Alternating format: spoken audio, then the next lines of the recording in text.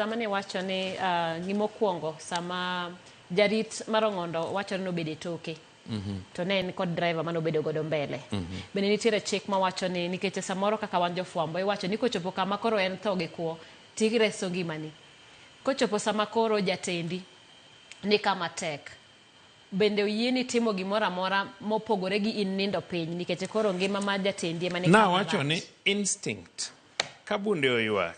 The first instinct. Ingeni luore ni ibet kanye, what is your position? To bunde ni kanye. Because bunde gi ng'eny gi gin automatic. Nyiso ni kosebedo cocked dichiel, to koro ki pull trigger, to odhi adhiya.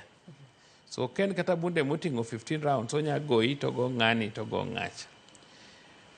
So usually kabunde oywak, kata sani kabunde oywak ka. To kata kan gi bunde na, the first thing I'll do is to duck. Monda akaw a good position, manyalo react godo. But now the question would be, ni yes, bwana ni osego, ng'acho lokotoke. Inacho kinya nindo piny kanyo throughout, ng'acho se lokotoke, osede. Itimango, reaction mane. So, as much as mano knyal bedo the finality, I feel ni nitiere some, because this matter is under investigation, so kanyal nisi much more kata kang'eyo, but I have a strong feeling ni nitiere action moro mwa jogi obedo connected godo. Either gin joma osebet ka communicate or gin joma no plan this thing together, because joma omak ka be osewuoyo. So ginya wacho ni noora gi ng'ane. And mane kaka this matter goes. But gima most important, one kaka oganda, nyaka walan mondo wabed patient on issues. Life has gone, but koro we don't destroy many lives unfairly. Kawadwa destroy, ka ng'ato koso, let action be taken against that person. But gimoro manyano kata nwang'o ni jomoko nigi nyiego moro kata gi lit moro gi ng'ato. Kori drag nying wadu or ipull emotions.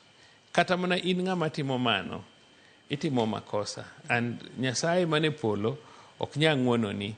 Because it's just important ni this matter be investigated. And gimang'e ni ji dwaro mogik ni fine, ng'ane no pull trigger.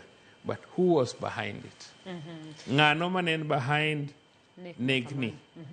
And I'm sure ni so far, a few people say maki, mawa not practically work not timo that job. And I'm sure ni ko makigi to nyaka bed ni jo mano makika mano timo this job emose follow.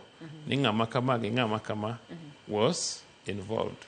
So watemo mana ni mondo watem matek mondo wang'e ni to jogi notimo ma. And the second thing, what is the motive? Ponono ni ichopo kamoro in jatelo